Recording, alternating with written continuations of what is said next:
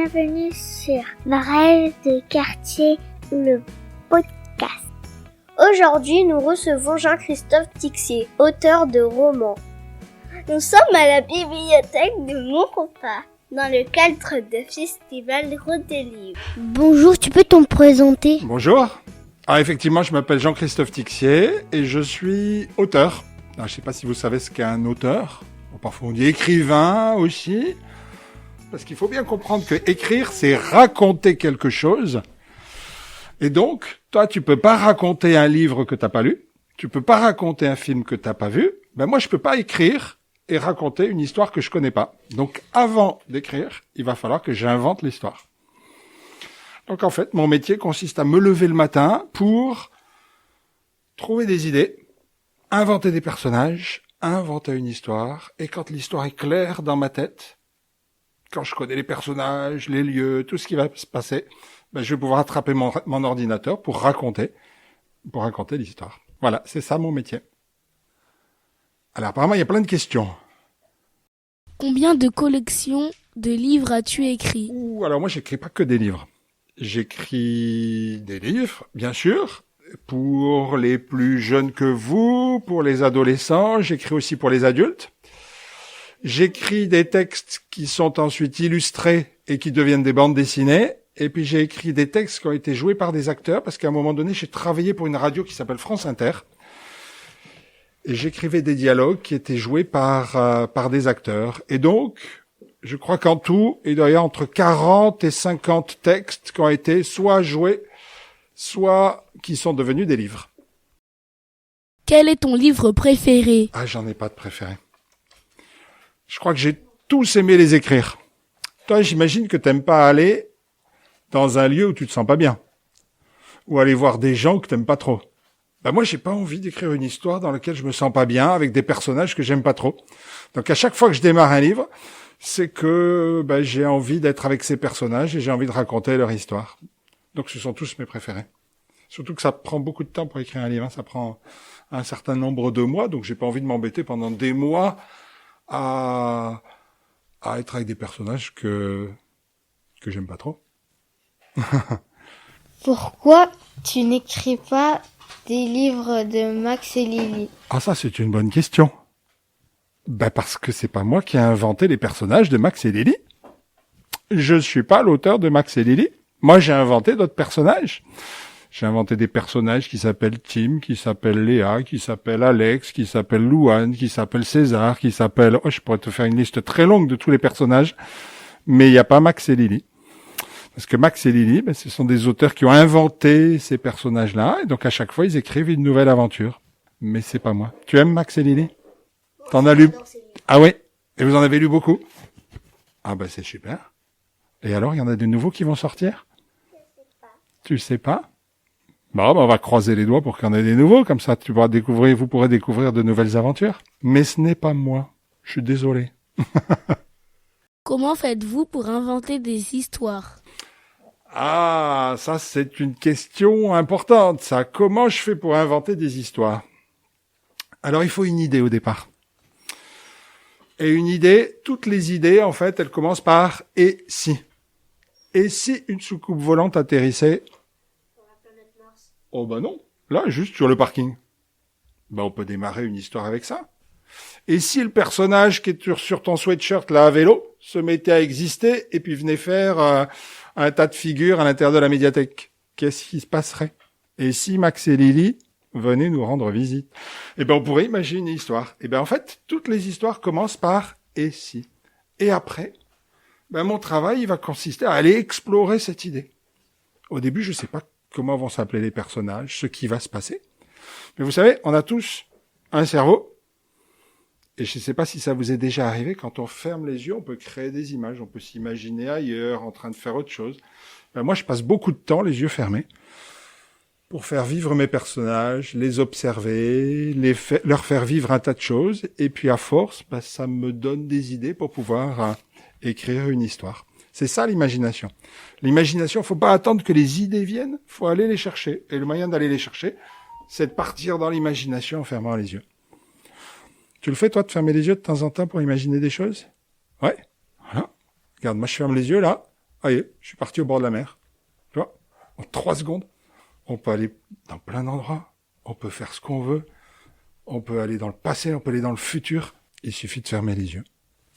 Et du coup, les histoires, elles commencent à exister. Et quand on les a vues, on va pouvoir les raconter.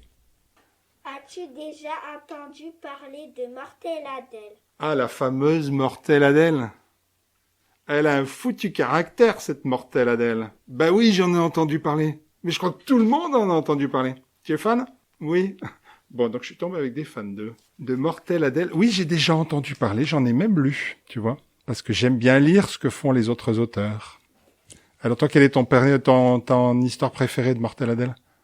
Tu sais pas? Mais tu les as... c'est la galaxie des bizarres. Ah, carrément. D'accord. C'est un joli titre.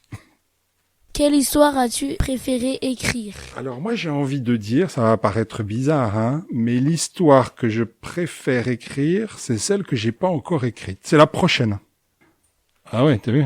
Parce qu'à chaque fois que j'ai une nouvelle idée, c'est un peu comme si je partais faire un nouveau voyage. Je vais découvrir des nouveaux personnages, je vais découvrir des nouveaux lieux, je vais découvrir des nouvelles émotions.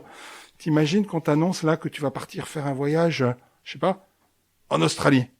Waouh! T'imagines toutes les images qui t'arrivent en tête, toute cette curiosité qui va arriver, tout ce que tu vas pouvoir découvrir. Eh ben voilà. Moi, dès que j'ai une nouvelle idée, ben je me dis c'est la meilleure histoire du monde et je vais pouvoir aller explorer plein de choses nouvelles. Donc mon préféré, c'est celui que j'ai pas encore écrit. C'est celui que je démarre. Voilà. Et le prochain, ben tu vois, ça va être une aventure d'une série que j'ai écrite. Il y en a déjà 6 qui sont sortis. Ça s'appelle la série qui s'appelle 10 minutes. Et c'est des romans, ce sont des romans d'aventure. Et le prochain, tu vois, il va se passer dans l'île de Malte, qui est une île qui est dans Méditerranée. Donc je vais faire voyager mes personnages et ils vont rencontrer des nouvelles choses. Ils vont vivre de nouvelles aventures. Et j'ai hâte d'aller les vivre avec eux. Comment fait-on pour écrire un livre?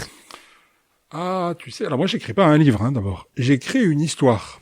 Et l'auteur, il écrit une histoire. Et après, il y a ce qu'on appelle un éditeur. L'éditeur, c'est celui qui va transformer l'histoire en livre. Donc, quand moi j'ai terminé mon histoire, je vais l'envoyer à un éditeur qui va lire l'histoire.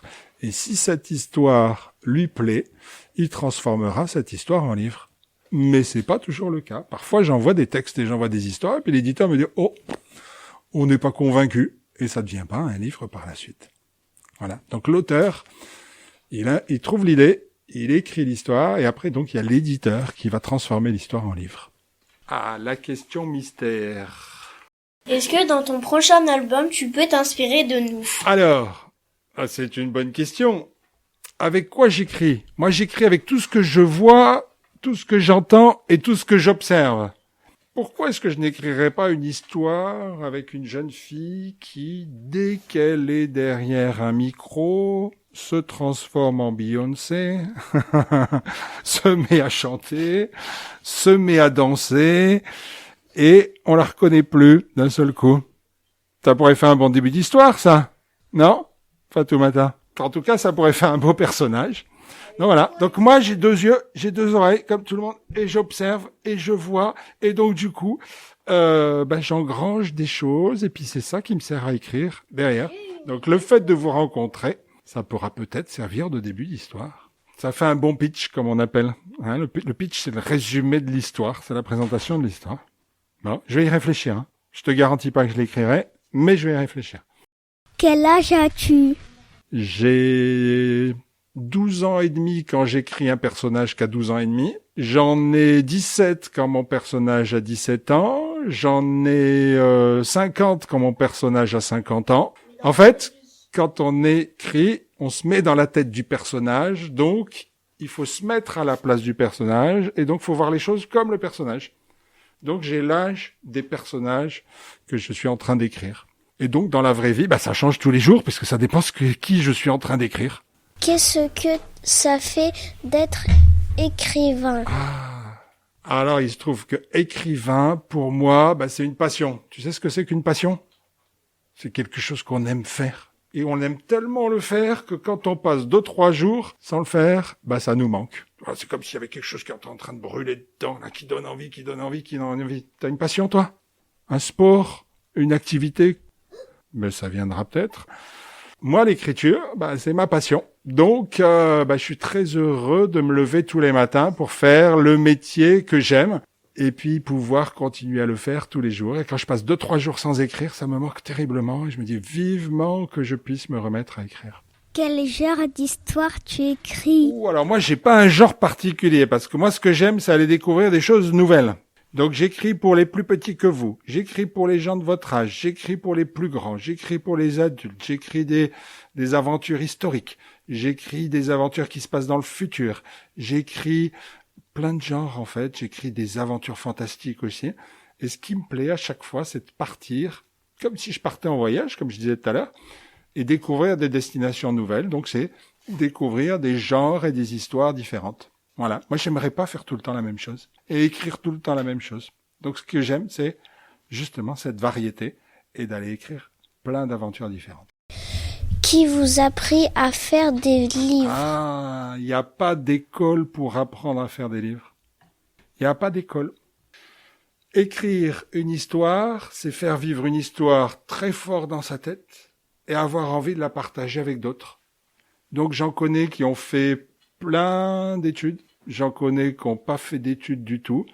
Il y en a qui commencent très jeunes. Moi, j'ai commencé plus tard, puisque j'avais 38 ans quand j'ai commencé à écrire.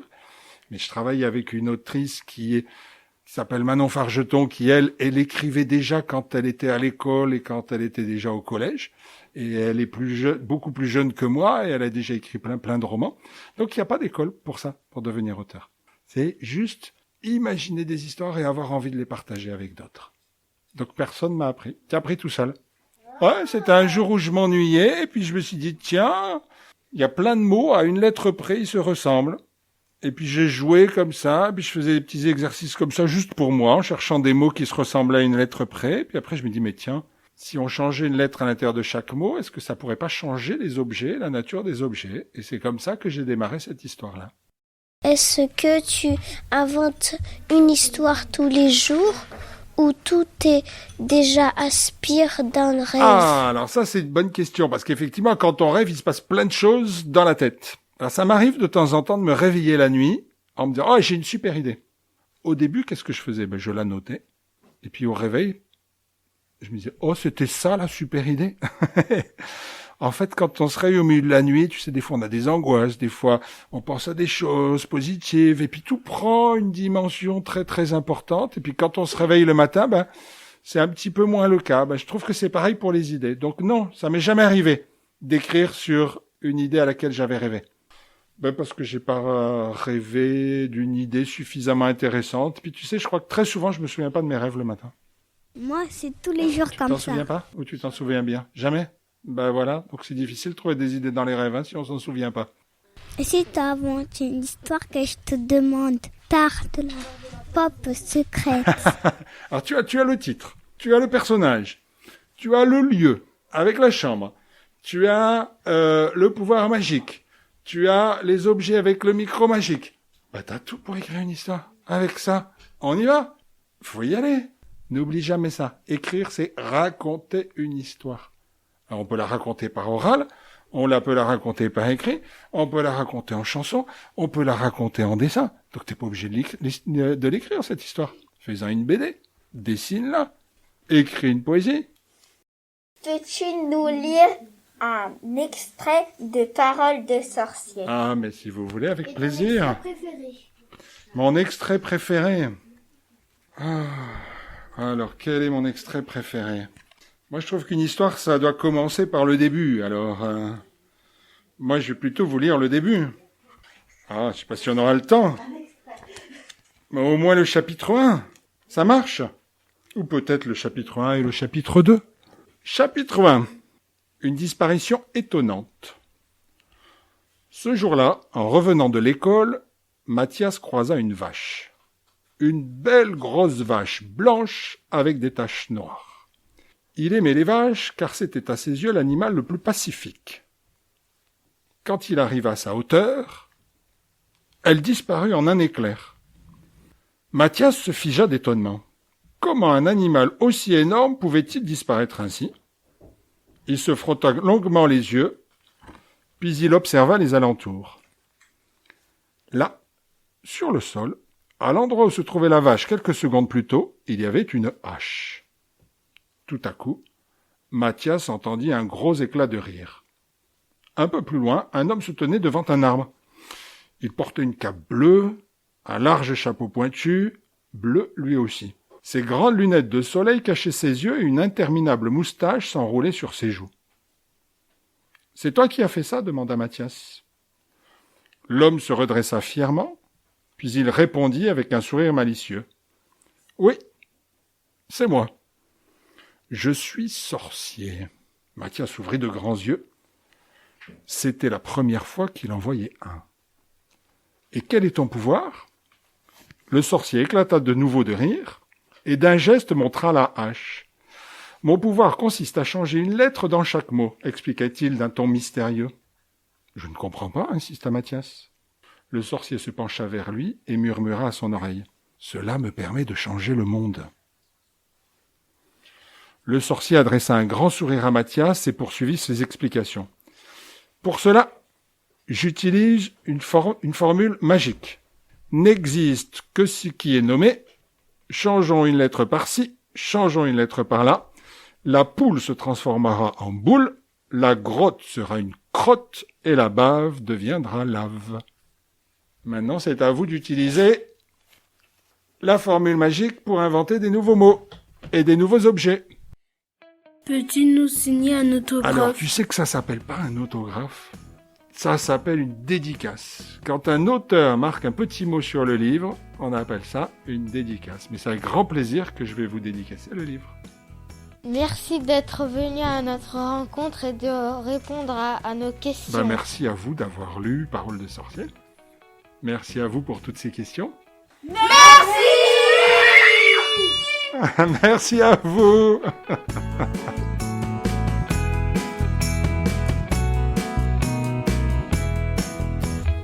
À bientôt pour de nouvelles brèves de quartier.